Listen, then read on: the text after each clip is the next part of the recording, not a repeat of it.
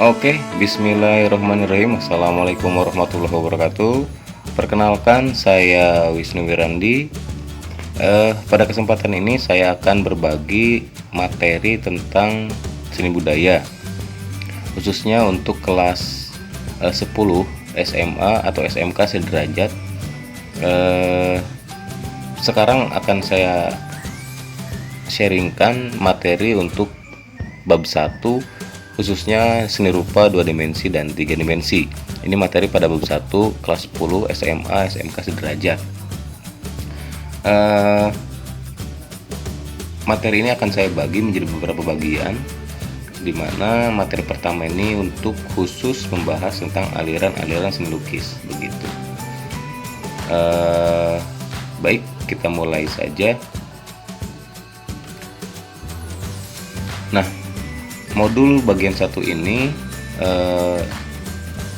kompetensi dasarnya adalah untuk memahami konsep berkarya seni rupa 2 dimensi dan seni rupa 3 dimensi untuk KD 3.1. Tujuan pembelajarannya ini untuk menyebutkan pengertian seni rupa 2 dimensi dan seni rupa 3 dimensi, menjelaskan konsep berkarya seni rupa 2 dimensi dan 3 dimensi beserta aliran-alirannya, dan membuat karya seni rupa 2 dimensi dan 3 dimensi untuk prakteknya nanti. Begitu. Baik, kita mulai. Seni rupa 2 dimensi adalah karya seni rupa yang memiliki dua ukuran atau sisi. Mudahnya, karya ini hanya memiliki panjang dan lebar saja, tanpa dimensi ketiga, yaitu dimensi ruang. Contohnya adalah lukisan, seni grafis, ilustrasi, dan karya rupa lain yang digambar di atas permukaan datar. Istilah ini muncul ketika seni rupa dibedakan berdasarkan dimensinya, yaitu karya seni rupa 2 dimensi dan seni rupa 3 dimensi. Penggolongannya seperti ini dapat dilakukan agar kita memahami seberapa jauh cakupan seni rupa dapat dibedakan. Nah, misalnya seni rupa juga dapat dibedakan berdasarkan fungsinya, yaitu seni rupa terapan atau apply art yang pembuatannya melalui proses perancangan atau desain, dan seni rupa murni, karya yang dibuat dengan tujuan untuk dinikmati keindahan dan keunikannya saja, tanpa mempertimbangkan fungsi praktisnya. Selain berdasarkan bentuk atau dimensi dan fungsinya, karya seni rupa juga dapat dibedakan berdasarkan karakteristik media, yaitu alat, teknik, dan bahan, dan juga orientasi pembuatannya. Berdasarkan karakteristik tersebut, seni rupa terbagi menjadi seni lukis, seni grafis, seni patung, seni kriya, dan desain. Ketika kita mengetahui setiap jenis seni rupa berdasarkan parameter fungsinya, maka akan jauh lebih mudah bagi kita untuk mengapresiasi atau menciptakan karya yang lebih spesifik yang ingin kita pelajari ya. Karena setiap jenis karya seni rupa yang berbeda akan membutuhkan treatment gitu. Berikutnya, contoh seni rupa 2 dimensi. Berdasarkan bentuk atau dimensinya dapat dengan mudah diketahui apa saja yang termasuk ke dalam seni rupa 2 dimensi. Contohnya adalah semua karya yang digambar di atas permukaan seperti kanvas, kertas, plastik, dan papan kayu. Contoh seni rupa 2 dimensi meliputi yang pertama lukisan. Lukisan itu adalah sebuah karya seni rupa yang dilukis menggunakan kuas menggunakan media cat dan kanvas. Lalu yang kedua seni grafis. Seni rupa yang dibuat melalui cetakan seperti cetakan kayu, stempel, atau sablon. Berikutnya adalah gambar. Seni rupa yang digambar menggunakan media gambar seperti pensil di atas kertas. Contohnya meliputi gambar ilustrasi, gambar bentuk, dan gambar suasana, dan sebagainya, masih banyak lagi. Lalu yang terakhir, desain komunikasi visual atau DKV. Nama lain dari desain grafis yang biasa dibuat dengan menggunakan aplikasi komputer lalu dicetak di atas kertas menggunakan printer. Contohnya desain brosur, banner, spanduk, hingga website. Artinya ya kalau di DKV ini sudah menggunakan perangkat teknologi komputer ya dalam aplikasinya begitu. Lalu kita akan fokus pada yang pertama saja. Yang kedua, ketiga, keempat ini grafis, gambar, dan desain komunikasi visual akan kita bahas lebih lanjut pada sesi berikutnya begitu. Kita akan fokus pada lukisan saja, dimana lukisan ini memiliki beberapa gaya atau aliran yang perkembangannya begitu hebat, begitu hingga saat ini begitu. Baik, seperti yang telah diutarakan sebelumnya bahwa lukisan ini memiliki ciri khas, tema, teknik yang biasa disebut dengan gaya atau aliran. Berdasarkan cara pengungkapannya, aliran dan gaya lukisan dapat digolongkan menjadi tiga, yaitu representatif, deformatif, dan non-representatif. Nah, ini penjelasannya. Yang pertama, untuk untuk bagian yang pertama itu representatif. Representatif adalah perwujudan gaya seni rupa menggunakan keadaan nyata pada alam atau kehidupan sehari-hari manusia dalam masyarakat. Beberapa gaya atau aliran seni rupa yang termasuk dalam kategori representatif adalah yang pertama, aliran naturalisme. Nah, aliran naturalisme ini adalah aliran yang tergolong pada aliran gaya representatif ya. Aliran seni rupa atau aliran naturalisme ini merupakan aliran seni rupa yang menggambarkan keadaan alam, melukiskan segala sesuatu sepersis mungkin dengan keadaan nyatanya, seteliti mungkin, sehingga diperlukan kemampuan yang terlatih untuk mewujudkan karyanya. Tokoh-tokoh aliran naturalisme ini terdiri dari beberapa tokoh. Yang pertama Wahidi, Abdullah Suryo Broto, Basuki Abdullah, ini kalau dari Indonesia ya.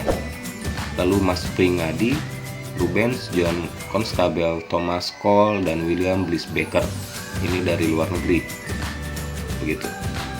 Baik, kita lanjutkan. Yang kedua, aliran realisme. Aliran realisme ini merupakan aliran yang tergolong pada gaya representatif. Aliran realisme yaitu aliran seni rupa yang mengandung aliran realisme ini adalah aliran yang memandang dunia ini tanpa ilusi, dalam arti subjek atau objek yang dilukis ditampakkan apa adanya sesuai dengan kenyataan sehari-hari, tidak didramatisir atau dipilih hanya yang indahnya saja.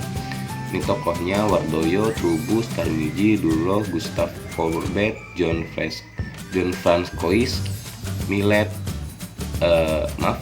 Jean Francois Millet. Mohon maaf jika ada kesalahan dalam membaca, nanti tolong diperbaharui ya, tulis dalam kolom komentar lah. Lalu berikutnya Edward Manet atau Manet, apalah ini ya, nanti tolong diperbaharui, koreksi. Berikutnya aliran romantisme. Aliran romantisme ini masih tergolong dalam gaya representatif. Aliran romantisme ini merupakan aliran yang terkadang disebut juga romantisme, yang sebetulnya kurang tepat. Aliran ini menggunakan tema yang masih representatif namun dengan gaya yang dramatis, misalnya menunjukkan peristiwa yang dahsyat atau kejadian-kejadian penting dalam sejarah secara dramatis. Tokohnya Raden Saleh, ini jelas tokoh perupa yang di Indonesia yang cukup terkenal ya. Lalu Francisco Goya. Lalu kalau dari luar negerinya juga Caspar David Friedrich dan G.M.W. Turner. Ini contoh karya aliran romantisme yang berjudul The 2nd of May tahun 1808 oleh Francisco Goya. Gambar ini gambar asli dari Wikipedia ya. Saya download dari wikipedia.com. Ini gambar aslinya seperti itu. Contoh dari lukisan aliran romantisme. Berikutnya gaya deformatif. Gaya yang kedua yaitu gaya deformatif juga memiliki beberapa aliran ya. Deformatif adalah gaya yang mengubah bentuk asli dari objek atau subjek yang dilukis sehingga menghasilkan bentuk baru namun tidak benar-benar meninggalkan bentuk dasar aslinya. Beberapa aliran seni rupa yang termasuk gaya deformatif adalah yang pertama impresionisme. Nah, impresionisme ini merupakan aliran yang hanya menggambarkan kesan sederhana dari apa yang dilukiskan. Tokohnya adalah S. Sujono, ini kalau dari Indonesia, dari luar negerinya Claude Monet, Paul Cézanne, Paul Gauguin, George Seurat ya gitulah bacanya, cukup sulit ini, maklum lidah Indonesia ya, nanti tolong dikoreksi juga. Berikutnya aliran surrealisme, ini masih tergolong pada gaya deformatif ya. Aliran yang kedua yaitu aliran surrealisme.